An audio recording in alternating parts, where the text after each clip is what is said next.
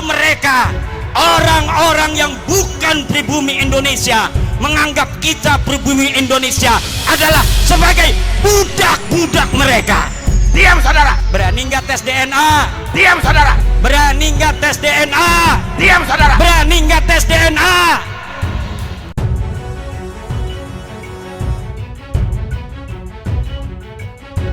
Assalamualaikum warahmatullahi wabarakatuh. Saudaraku yang dirahmati Allah.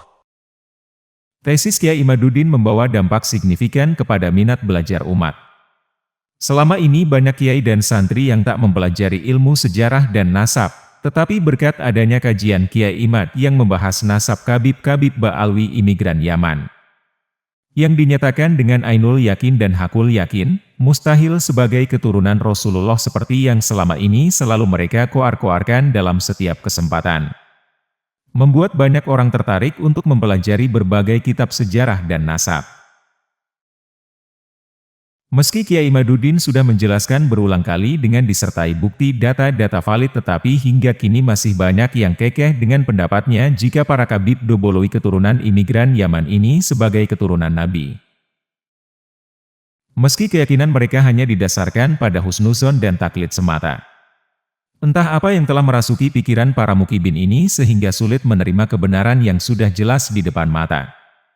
Bahkan tak sedikit yang berusaha lari dari kenyataan. Seperti yang terjadi dalam sesi dialog umat dengan Kiai Imaduddin, Kiai Imaduddin diberondong dengan berbagai pertanyaan dari peserta dialog. Kiai Imaduddin menjawab dengan lugas dan tuntas setiap pertanyaan. Mari kita simak bersama.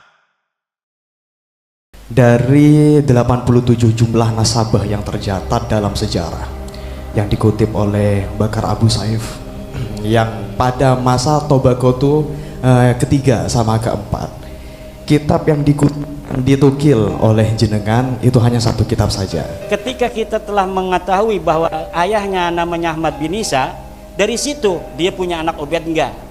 Yang menyebut Ahmad bin Isa itu hanya beberapa kitab. Ibnu Toba Yahya bin Muhammad Al-Qasim Al-Husaini Al-Alawi yang wafat pada abad kelima, beliau mencantumkan Abdullah atau Ubaidillah sebagai putra dari Ahmad bin Isa. Kemudian Abnaul Imam mencantumkan Abdullah, itu manuskripnya dipalsukan. Manuskripnya itu hanya 20 halaman. Setelah dicetak menjadi 187 halaman. Kalau kitab ini betul-betul kitab-kitab yang asli, maka hari ini mereka pasti sudah berani untuk berdebat dengan saya. Kalau dulu ketua MWC nggak mau nurut sama dia, masuk neraka lo, nggak dapat syafaat menjid aneh. Sekarang nggak bakal lagi. Maslahat tidak tuh, mereka tidak begitu. Maslahat. Allah akan suka kepada orang yang tidak sombong. Kalau kita niatnya bagus, insya Allah kita akan punya kekuatan dan tenaga. Tapi kalau kita niatnya jelek, hanya karena kebencian, ya kita mudah rungkat. Misalnya ada penceramah habaib yang menerangkan tentang kemuliaan keturunan Nabi, kemudian dia mengutip hadis, cari hadisnya itu. Kalau tidak hadis palsu, hadis yang disimpangkan maknanya.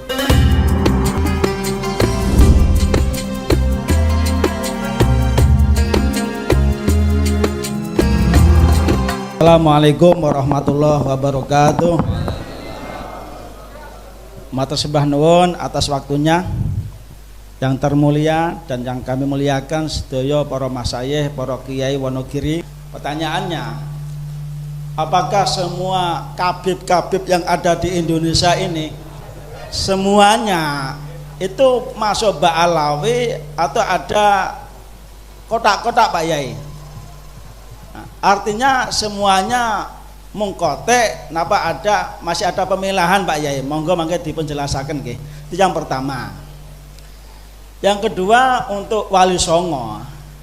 Ini saya kayaknya belum dipaparkan. Monggo mangke dipenjelasaken apakah Wali Songo itu katut Ba'alawi atau mboten ngoten nggih.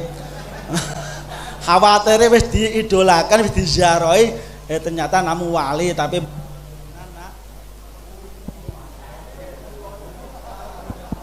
tes nggih. Ngoten nggih. Nanti untuk mati maneh. Iki tandane dereng madang niki panitia. Oh. Langsung durasi.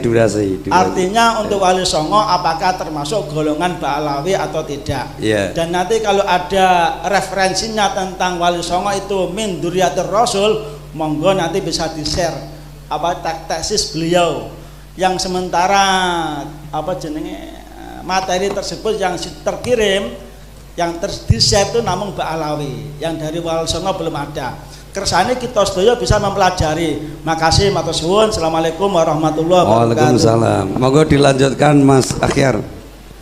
Assalamualaikum warahmatullahi wabarakatuh. Waalaikumsalam.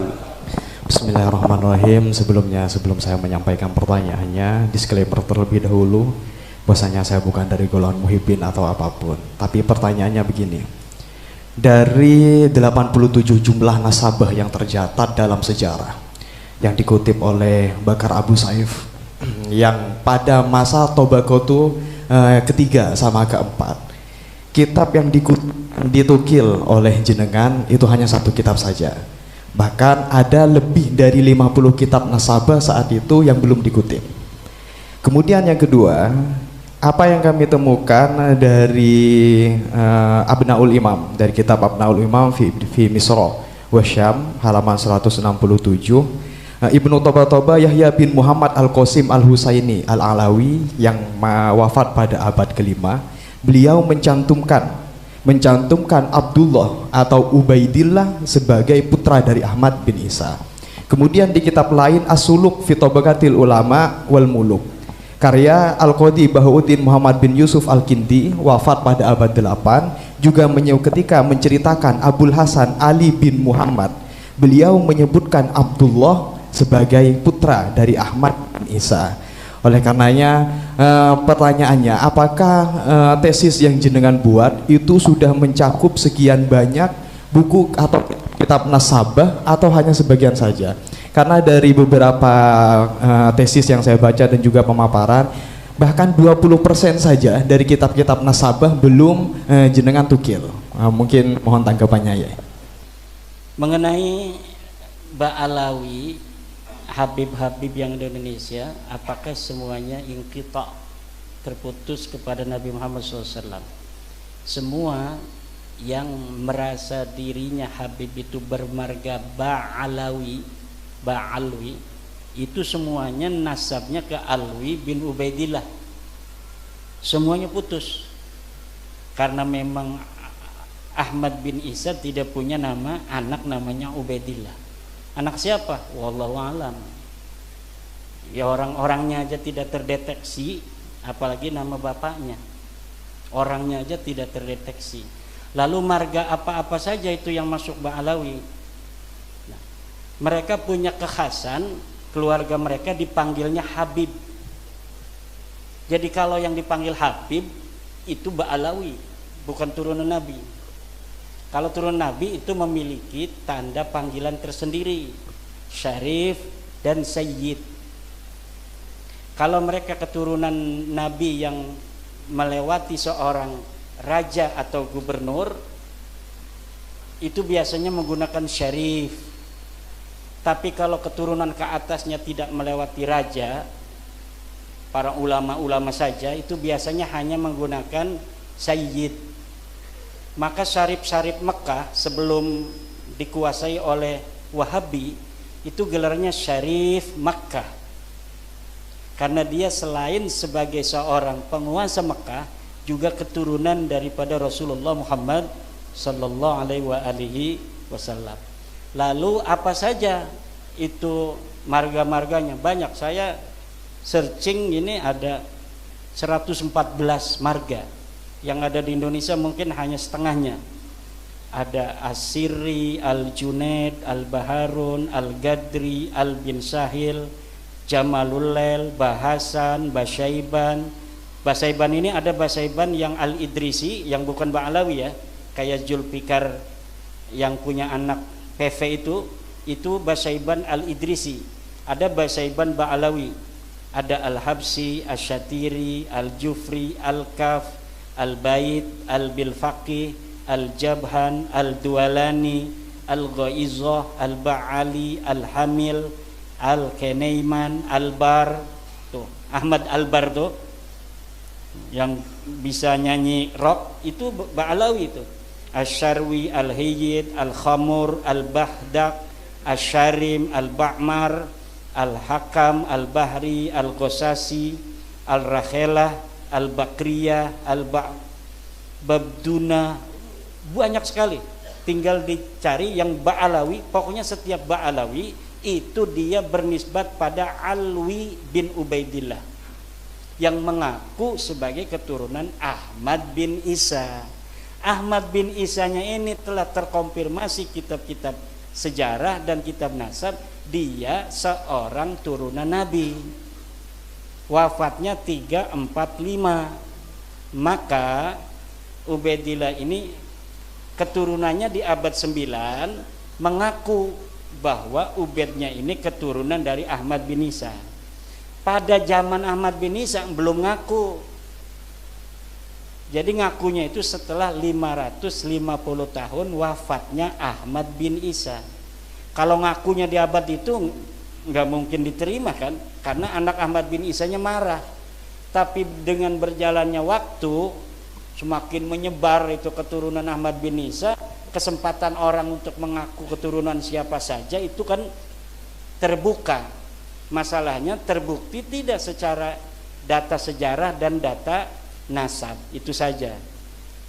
Kemudian mengenai pertanyaan selanjutnya, Wali Songo nasabnya ke Ba'alawi bukan.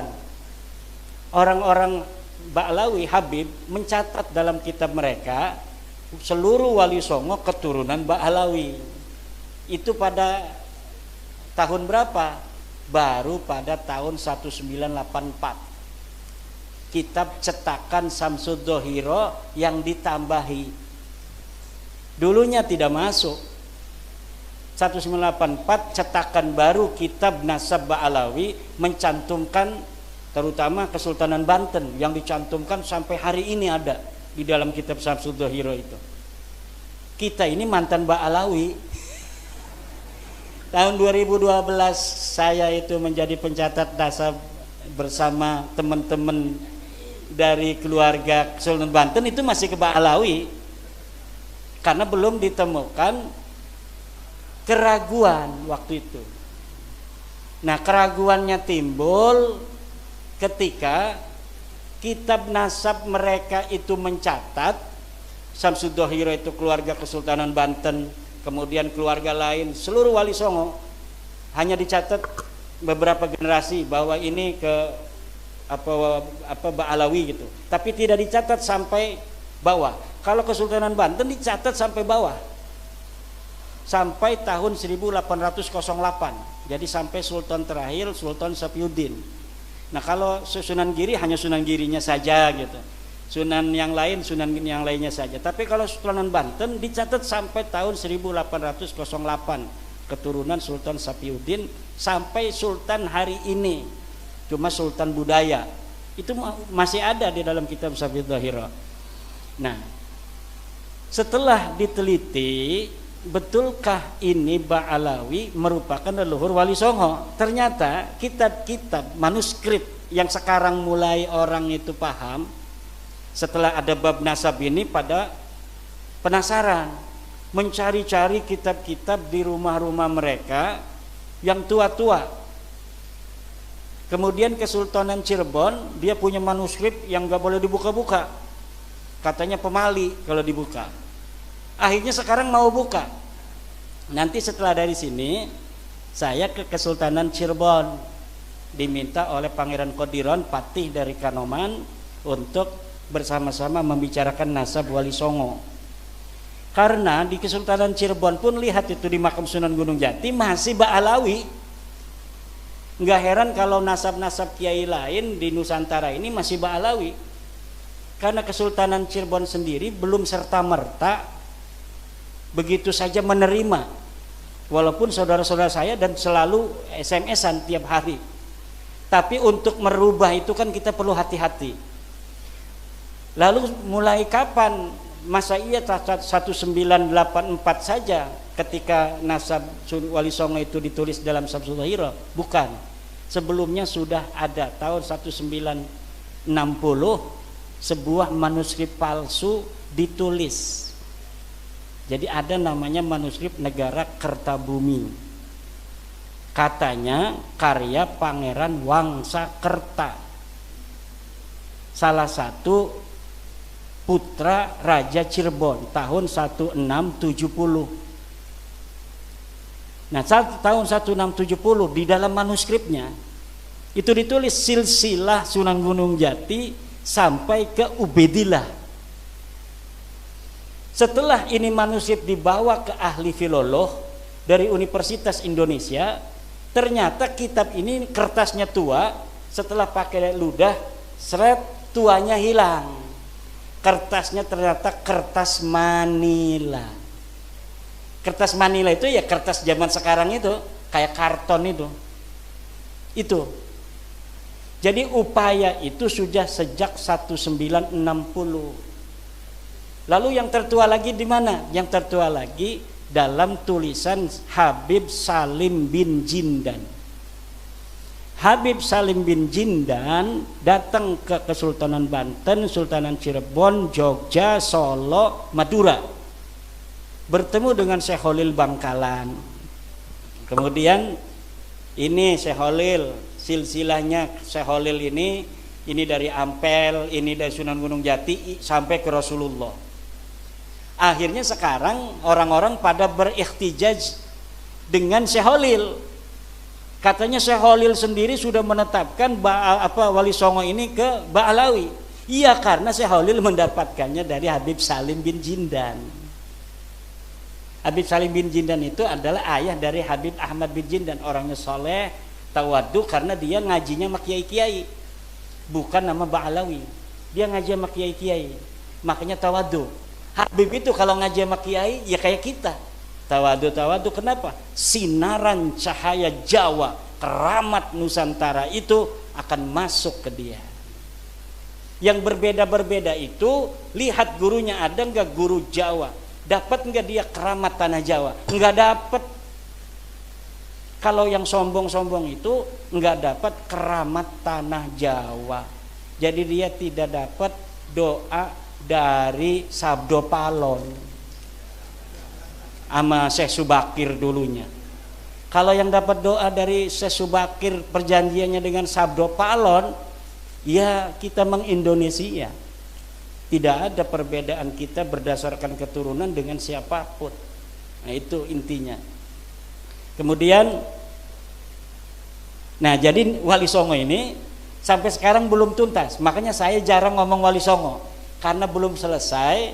Dan menurut saya Wali Songo ini mau ke Nabi, mau ke jadi Syarif Sayyid, itu enggak terlalu berbahaya. Kenapa? Mereka mengutamakan ilmu, tidak mengutamakan nasab. Jadi tidak akan merasa orang Jawa itu merasa direndahkan oleh turunan Wali Songo. Kalaulah cara Wali Songo sama dengan cara mereka ini sekarang nggak masuk Islam itu orang-orang Jawa. Orang Jawa itu begini-begini, tapi kalau direndahkan betul-betul melawan, betul nggak? Wali Songo tahu, makanya Wali Songo sangat merakyat. Dia merasa seperti orang Jawa sendiri. Makanya itu Sunan Kudus itu nggak ada anaknya yang pakai Sayyid, pakai Syarif, nggak ada. Walaupun dianya masih Sayyid Ja'far Shodiq, namanya masih pakai Sayyid Ja'far Shodiq, tapi anaknya saja nggak boleh pakai. Sampai sekarang anaknya ya menyatu aja dengan orang-orang di Kudus itu. Mungkin ada juga yang ngojek untuk Sunan Kudus itu, tuh keturunan Sunan Kudusnya itu. Ya nggak malu, karena apa? Nggak bawa-bawa marga, nggak bawa-bawa Sayyid, nggak bawa-bawa Syarif. Coba kalau Raden Tumenggung Mubarak misalnya, tiba-tiba ngejek pakai KRT Mubarak, ya kan itu merendahkan pangkat. Makanya udah, hal-hal yang bersifat feodalisme nggak usah disematkan di dalam nama. Nama itu cukup berdasarkan prestasi. Maka sebelum bab nasab ini saya yakin, saya sudah ceramah bahwa Dr. Andes itu lebih mulia dari Habib sebelum saya meneliti nasabnya, karena bertentangan dengan Al-Quran. Orang mengatakan hanya dia bermodal ada riwayat keturunan Nabi, dia lebih mulia dari orang lain, dia lebih mulia dari kiai. Enggak ada itu. Sarjana lebih mulia dari Habib, lebih mulia dari Raden, lebih mulia dari Tubagus, lebih mulia dari Kanjeng Raden Tumenggung. Kalau pangeran sendiri, pangeran anak raja, dia tidak lulus SD. Ada orang biasa tukang kolektor, dia adalah S1, lebih mulia tukang kolektor itu yang anaknya jadi S1 daripada raja yang menurunkan pangeran yang tidak lulus SD acan. Itu kemuliaan yang harus dijaga dan pengetahuan yang harus diyakini. Inilah ajaran Islam yang sesungguhnya. Kalau kiai haji itu pangkat berdasarkan kasab, berdasarkan usaha. Usaha itu harus ditempelkan agar orang lain ingin berbuat yang sama, menuntut ilmu yang luar biasa sehingga dia bisa berpangkat KH. Ada KH, kiai haji, ada HK, hampir kiai. DRS, SE, IR itu mulia. Taruh itu di nama. Kenapa? Supaya banyak orang mencontoh. Siapa saja bisa untuk menggapainya kalau dia mau kerja keras. Tapi kalau R, Raden, itu dia lahir jadi Raden. Apa yang dibanggakan, orang dia nggak kerja apa-apa, pangkatnya R kok. Maka saya nggak pernah pakai RR. Itu ada di YouTube pakai KHR, orang yang nulis itu mah. Saya tidak pernah pakai RR. Kenapa? Malu-maluin apa yang dibanggakan dari R. Seperti kita ini mukanya begini, ya dari lahirnya begini, dari Allahnya begini. Kita nggak mesen begini, nggak usah bangga-banggain karena hidungnya mancung. Walaupun saya mancung, saya nggak bangga. Kenapa? Karena ini bukan dapat saya. Nggak ada usaha sama sekali. Sesuatu yang tanpa usaha sama sekali nggak perlu dibanggakan dan tidak pantas dibanggakan. Yang dibanggakan itu kerja keras. Kerja keras itu dia jadi ketua PCNU karena dinilai pantas oleh para kiai. Dilihat pantas jadi seorang ketua PC. Ini kalau ketua PC-nya Pak Kiai Mubarak akan luar biasa mobilitas dari organisasi NU di Wonogiri. Kiai-kiai sepakat, udah Kiai Mubarak saja. Akhirnya seluruh MWC dikontak. Kiai Mubarak PC, ketua PC begitu. Allah yang mentakdirkan berdasarkan apa? Usaha dan prestasi, bukan berdasarkan keturunan. Setiap orang yang tidak punya dia itu privilege dari keturunan, kemudian hari ini menghormati orang berdasar keturunannya, dia menginjak-injak harga dirinya sendiri. Orang yang dia turunan raja, turunan nabi, yang karena itu dia harus menghormati orang lain hanya berdasarkan keturunannya, bukan berdasar prestasinya. Kita yang menghormatinya itu sedang menginjak-injak kemanusiaan kita sendiri. Seakan-akan Allah ini tidak adil. Kita diciptakan hanya untuk menghormati orang. Kenapa kita tidak diciptakan sebagai anak raja? Kenapa kita tidak diciptakan sebagai anak daripada keturunan Rasul? Dan itu tidak mungkin Allah tidak adil. Karena Allah tidak mungkin tidak adil, maka Allah sudah bikin sebuah garis keras. Inna akramakum indallahi atqakum. Yang paling mulia itu bukan dia keturunan daripada Nabiku Muhammad, tapi dia yang paling mulia menyembah aku dengan seikhlas-ikhlasnya. Itu patokan kita. Hadis Nabi juga begitu. Tidak ada hadis Nabi hormatilah keturunanku, tidak ada. Ada itu Habib di dalam ceramahnya, hormatilah keturunanku. Siapa orang yang menolong keturunanku, maka aku akan membalasnya di akhirat. Hadis palsu itu. Pasti hadis palsu. Yakin, seyakin-yakinnya. Hanya ada di kitab-kitab Ba'alawi yang begitu. Cari hadisnya. Misalnya ada penceramah habaib yang menerangkan tentang kemuliaan keturunan Nabi, kemudian dia mengutip hadis, cari hadisnya itu. Kalau tidak hadis palsu, hadis yang disimpangkan maknanya. Seperti keutamaan ahli bait yang diambil untuk keturunan hari ini. Kalau hadis keutamaan ahli bait banyak. Siapa ahli bait? Ahli bait itu adalah Ali, Fatimah, Hasan, dan Husain. Ada ahli bait dalam bab zakat. Siapa? Keturunan Bani Hashim. Siapa Bani Hashim? Keturunan daripada Sayyidina Abdullah, Sayyidina Abbas, Sayyidina Abu Talib. Itu namanya Bani Hashim. Bukan hanya keturunan daripada Husain. Banyak yang disimpangkan.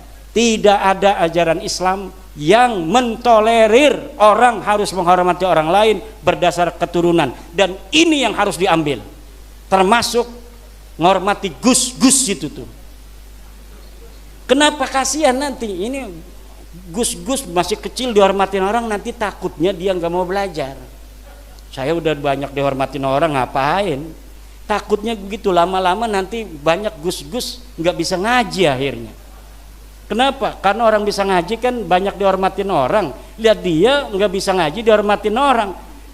Jadi biasa aja kita menghormati para gus. Kalau misalnya dia nggak bisa ngaji, taruh di belakang. Ngapain lu nggak bisa ngaji? Jangan di depan. Saya ini gus mau gas nggak bisa. Harus begitu. Kita kasihan kepada putra-putra kiai. Jangan hormati dia berlebihan, karena kalau kita menghormati dia berlebihan, kita sama saja mengubur potensi dia untuk berprestasi di masa depan.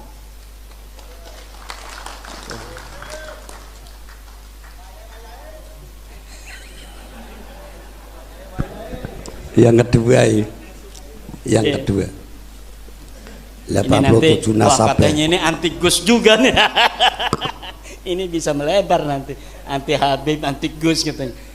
Ya harus menerima resiko. Ini saya udah menerima resiko. Ini saya kemarin menjawab Rumel Abbas di mobil, bikin tulisan. Saya sedang di kendaraan menuju Jawa. Itu sudah malam-malam tadi malam banyak yang Jawanya di mana lo? Gua paranin lo segala macem. Dia beraninya cuma di WA aja kan.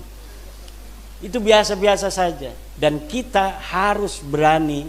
Ada orang yang mengorbankan waktunya, pikirannya untuk kecerdasan, kecerahan, pencerahan banyak orang agar menjadi tercerahkan, agar bangkit dari selama ini doktrin-doktrin dan keterpurukan kemanusiaan. Kiai Miftahul Ahyar, bukan Miftahul Ahyar, Miftahul Ahyar namanya, Filul Ahyar, Birrul Ahyar, Kiai Birrul Ahyar. Dari 87 kitab nasab, kitab yang ditukil hanya 1 kitab nasab. Banyak yang saya tukil. Iya, karena yang berhubungan dengan nasabnya Ubaidillah yang ke Ahmad bin Isa, hanya itu yang berhubungan. Ngapain kitab nasab-nasab banyak itu yang tidak ada menyebut Ahmad bin Isa. Ketika kita telah mengetahui bahwa ayahnya namanya Ahmad bin Isa, dari situ dia punya anak Ubaid enggak. Yang menyebut Ahmad bin Isa itu hanya beberapa kitab. Makanya sejarawan barat banyak yang mengatakan Ahmad bin Isa sendiri fiktif. Dulu banyak sejarawan barat mengatakan Ahmad bin Isa fiktif. Kenapa? Karena Ahmad bin Isa tidak ditulis, padahal kitabnya ada, cuma dia waktu itu belum menemukan. Nah, tapi sekarang Ubaidillah ini mah bukan hanya belum ditemukan, karena memang betul-betul tidak ada, sama sekali tidak ada. Kalau Ahmad bin Isa di dalam kitab hadis dia meriwayatkan hadis, tapi dalam kitab nasab waktu itu belum ditemukan anaknya siapa-siapa. Nah, hari ini sudah ditemukan. Kitab Tahdibul Ansab, kitab Muntaqilatul Talibiyah, kitab Al-Majdi, kitab Syajarah Mubarakah, kitab As-Sabatul Musan, kitab Tahdibul Ansab, kitab Umdatul Talib, dan kitab An-Nafah Al-Ambariyah. Nah, kalau kitab-kitab yang lain yang ada di samping kanan kirinya itu betul banyak kitab nasab, tetapi tidak membicarakan tentang Ahmad bin Isa. Dia mungkin membicarakan toba-toba keluarga di sana yang ada di Suriah, tidak membicarakan yang ada di Irak. Karena Ahmad bin Isa ini orang Irak, maka yang dibicarakan harus, yang dicari adalah kitab-kitab berasal dari Irak yang menerangkan tentang orang Irak. Baru ketika kita menemukan kitab nasab yang membicarakan orang Irak, kita bisa mengetahui anaknya Ahmad bin Isa berapa. Karena Ahmad bin Isa ini orang Irak, bukan orang yang pindah ke Yaman. Bagaimana kiai itu di dalam kitab-kitab disebutkan bahwa Ahmad bin Isa dimakamkan di Yaman? Yaitu makam siapa? Kitabnya abad berapa yang menyebutkan itu? Dari mulai abad ke-10 bahwa Ahmad bin Isa dimakamkan di Yaman. Sebelumnya ketika Ahmad bin Isa wafat tidak ada. Bagaimana dia dimakamkan di Yaman? Orang dia orang Irak. Masa iya mati di Irak dibawa-bawa ke Yaman mau ngapain?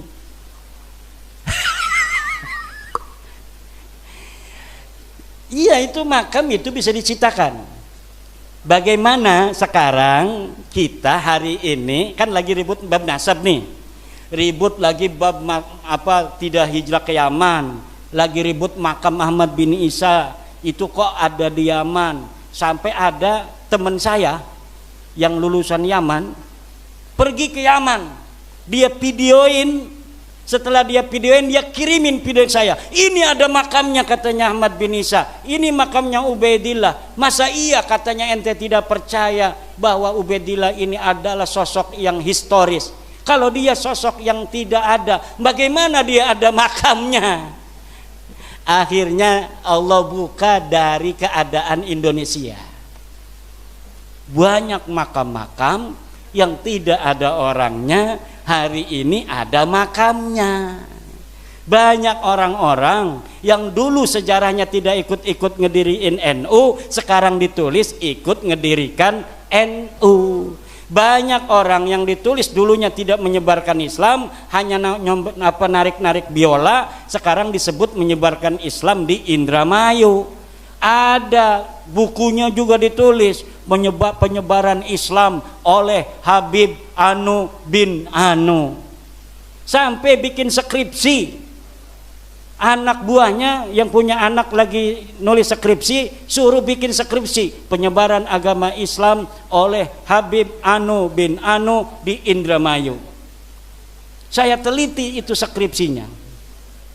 Kemudian makam orang terkenal di Semarang diciptakan, padahal makam aslinya ada di Pleret, Jogja. Dia adalah seorang dari pahlawan Yogyakarta yang melawan penjajah.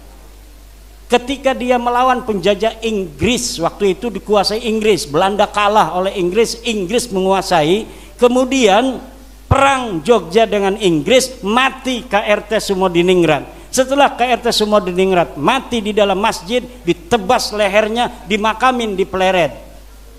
Setelah dimakamin Pleret, 100 tahun kemudian tiba-tiba muncul makamnya di Semarang dan nasabnya rubah. KRT Sumodiningrat sekarang nasabnya menjadi bin Toha bin Yahya.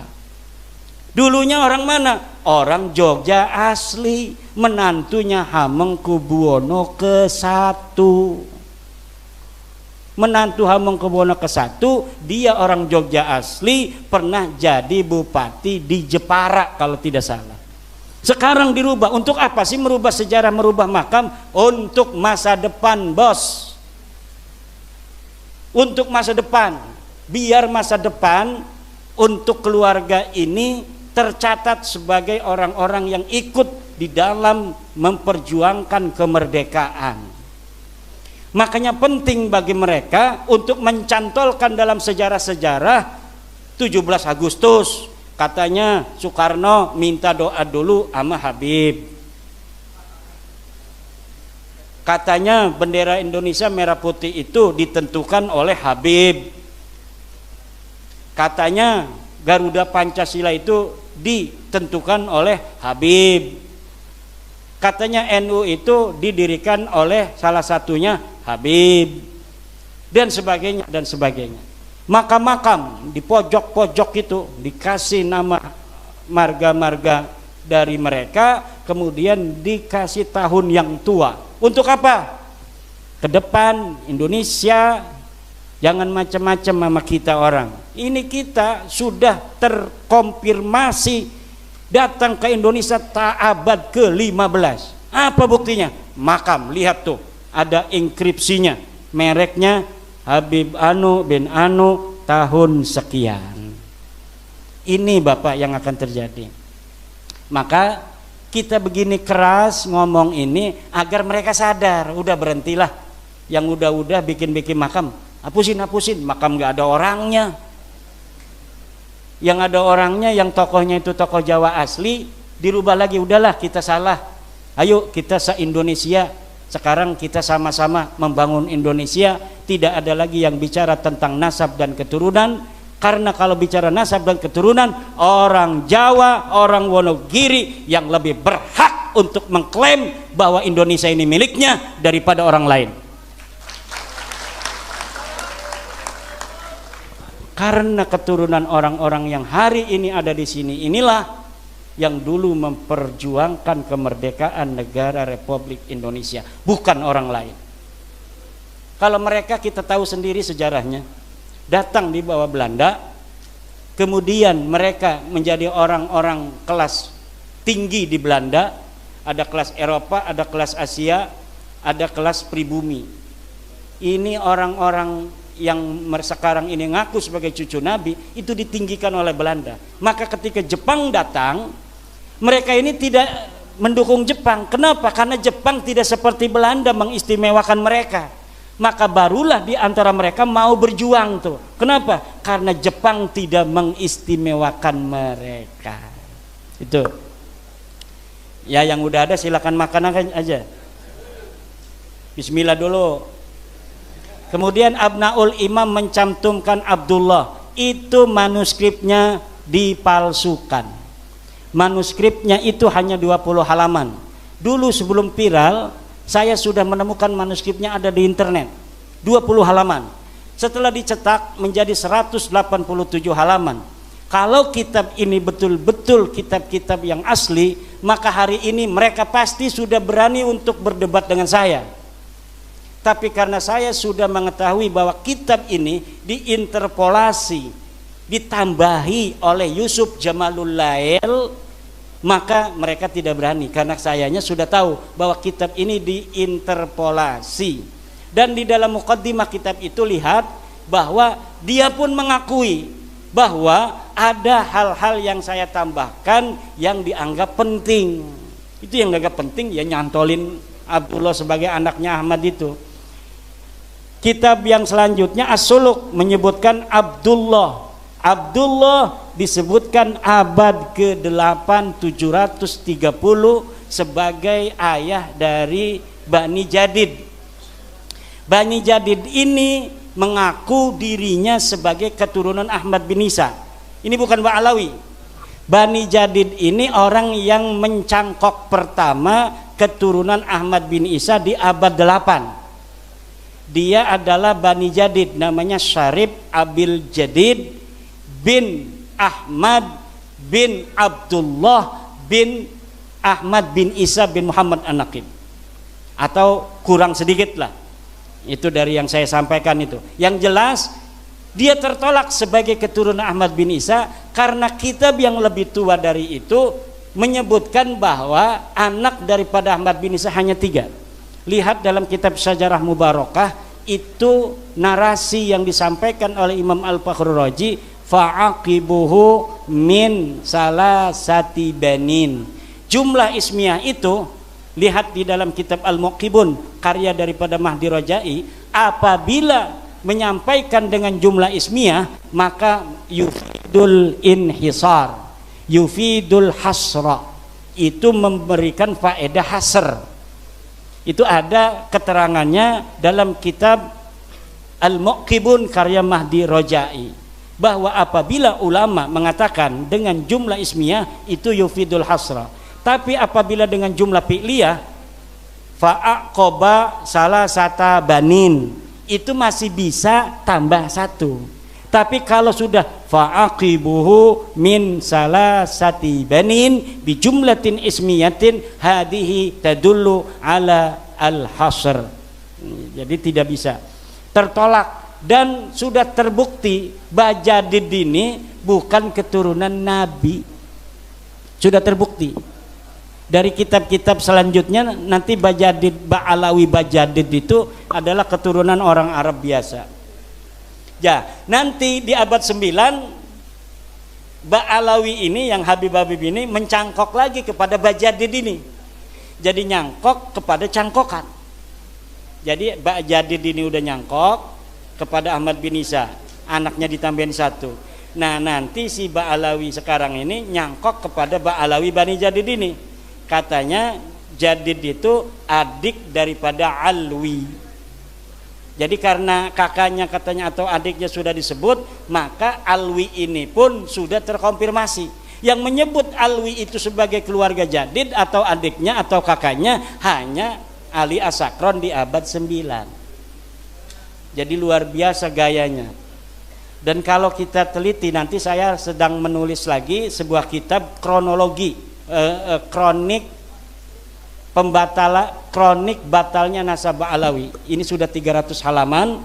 Nanti saya akan sampaikan bagaimana upaya-upaya mereka di dalam mengakali sejarah masa lalu untuk seperti yang mereka inginkan di hari ini. Gaya-gayanya dalam pemalsuan manuskrip, pemalsuan daripada sejarah, pemalsuan makam dan sebagainya. Itu semuanya terkonfirmasi. Makanya ada YouTuber yang mengatakan dia sedih bahwa kita ingin katanya dipertemukan dengan Ba'alawi kepada orang tua kami di PBNU. Jangan sebut kami pemfitnah. Itu tadi pagi saya nonton ada YouTuber kayaknya dari daerah Jawa Tengah, dia nangis bahwa dia ingin dipertemukan dengan Ba'alawi karena walaupun bukan Kiai Imaduddin saya pun bisa katanya untuk menjawabnya. Ya, jadi kalau sudah duduk begini bareng-bareng, insya Allah akan bisa. Kenapa mereka diam? Ya diam itu kan ada kaidah, la yunsabu lisakitin qaulun. Orang diam tidak boleh dianggap sudah berpendapat. Kalau dia ngomong berpendapat ketahuan. Kalau misalnya hujannya kalah berarti nanti selesai. Kalau diem aja nggak bisa, dikatakan dia salah, dikatakan dia dusta. Itu strategi. La yunsabu lisakitin qaulun. Tidak bisa orang diam itu dikatakan dia membantah, dia mengiyakan, tidak bisa. Tapi kalau sudah debat dengan kita kalah misalnya, ya udah harus selesai, tidak boleh lagi mengaku. Kalau dia menang, nggak mungkin menang, nggak mungkin. Kenapa? Ya karena tidak ada sama sekali dalail dari mereka itu tidak ada. Dan saya yakinnya kalau misalnya nanti saya ketemu dengan Nabi Muhammad nggak marah dan akan terima kasih telah menyelamatkan nasab suciku dari orang-orang yang mengaku sebagai keturunanku tanpa hak. Terakhir untuk Pak Yusuf dari MWC Burno ya. Ya. Apa dampak sosiologis dan psikologis dari kajian ini? Kalau tentang Ba'alawi apa saja tadi sudah. Dampaknya, ya dampaknya maslahat pertama buat habaib, Pak Yusuf. Dampak pertama yang akan maslahat habaib kalau mereka menerima. Enggak menerima pun pasti mereka tidak akan seperti dulu. Mentang-mentang cium tangan lu. Enggak bakal sekarang memberani sama ketua MWC. Kalau dulu ketua MWC nggak mau nurut sama dia, masuk neraka lo, nggak dapat syafaat njid aneh. Sekarang nggak bakal lagi. Maslahat tidak tuh, mereka tidak begitu. Maslahat. Allah akan suka kepada orang yang tidak sombong. Kalau kita niatnya bagus, insya Allah kita akan punya kekuatan dan tenaga. Tapi kalau kita niatnya jelek, hanya karena kebencian, ya kita mudah rungkan. Kenapa ini bisa masif sampai ratusan orang sekarang ini mau ngedengerin sambil makan lagi ngedengerinnya. Ya karena sayanya niat dari awal bukan benci pada mereka. Saya punya guru Habib, dan guru saya itu kalau muridnya seperti saya datang ke rumahnya mau masuk kamar mandi nggak boleh sebelum dia masuk dan mencuci kamar mandinya. Dia cuci kamar mandi dengan sabun, disiram, setelah bersih baru silakan masuk Mang Imad. Manggilnya Mang Imad waktu itu saya masih kecil. Namanya Habib Ali bin Sahil. Saya suruh ke Yaman, udah Habib bayarin ke Yaman. Saya udah rencana Bib mau mengaji Alpiyah dulu. Oh ya udah. Coba kalau saya ke Yaman nggak bakal begini saya. Itu sudah takdir Allah Subhanahu wa taala. Karena saya bukan berdasar kebencian, dan saya yakin dengan apa yang saya lakukan tidak akan membuat Rasulullah marah. Bahkan Rasulullah akan bangga kepada saya sebagai umatnya, dan ini akan memberikan maslahat bagi para habaib dan umat Islam. Maka saya lakukan walaupun dengan berbagai macam dinamika, rintangan, ancaman dan sebagainya. Saya yakin dengan apa yang kita lakukan hari ini akan membawa kemaslahatan untuk semua. Demikian. Nah, terakhir ada sejarah harus diluruskan. Terima kasih Pak Yusuf. Sejarah memang harus diluruskan. Dan lihat orang Wonogiri kanan kiri, apakah ada makam-makam palsu yang sudah didirikan. Kalau orang situnya nggak tahu, tiba-tiba ada makam bermarga bukan marga orang Jawa, namanya bukan Jatiroso, Sokonegoro, Martojoyo, bukan begitu, tapi namanya Al-Anu, hancurkan saja. Kalau itu kemudian dibikin-bikin makam-makam keramat. Kalau memang benar dia punya anak di situ, meninggal di situ, ya biarin aja. Tapi kalau dikeramatkan tiba-tiba di situ ada berita bahwa dulu ada Habib Anu dimakamkan di sini tahun 1500, hancurkan. Kenapa? Itu akan bisa merubah sejarah kita di masa yang akan datang. Hari ini Israel bisa kokoh di Palestina, diantaranya Israel menggunakan metodologi pembangunan makam palsu. Makam palsu dibangun di tanah-tanah Palestina, kemudian setelah itu makamnya dituakan, setelah dituakan kemudian makamnya itu diklaim sebagai makam bersejarah untuk sebagai legitimasi orang-orang Israel ada di Palestina, bahwa dulu leluhur kami sudah ada di sini. Ini buktinya makam-makam. Yang punya HP lihat berbahasa Inggris namanya Middle S itunya apa namanya, webnya, web Middle S itu sedang mengangkat tema reportase tentang makam-makam palsu di Israel hari ini. 300 makam palsu sudah dibangun oleh Israel untuk mengklaim sejarah-sejarah Palestina sebagai sejarah Israel. Tapi 300 makam palsu di Israel tidak ada apa-apanya. Karena kemarin dari Keraton Jogja ada yang ke rumah, seorang Raden dari Jogja menginformasikan bahwa di Jogja saja 260 makam. Di Indonesia 3.000 makam. Mereka ini Alap-Alap Mataram dan teman-temannya itu sudah menghitung. Jadi dia enggak enggak mikirin apa-apa. Sekarang mikirin makam palsu aja tuh Alap-Alap Mataram itu. Dan dia udah hitung katanya mencapai 3.000 makam palsu. Bagaimana orang masa lalu yang orangnya sedikit, sekarang makamnya sudah ada 3.000 dan semuanya jadi ulama besar. Padahal kita tidak pernah mendengar sejarah mereka sebagai ulama besar di masa lalu. Sementara ulama-ulama kita, Ki Ageng Giring, Kebo Kenongo, Joko Tingkir, Kiai Ageng Pemanahan, makamnya masih terbengkalai. Kita kemudian menjarahi orang yang sama sekali kita tidak tahu sejarahnya, perannya, jasanya untuk leluhur kita di masa yang akan datang, di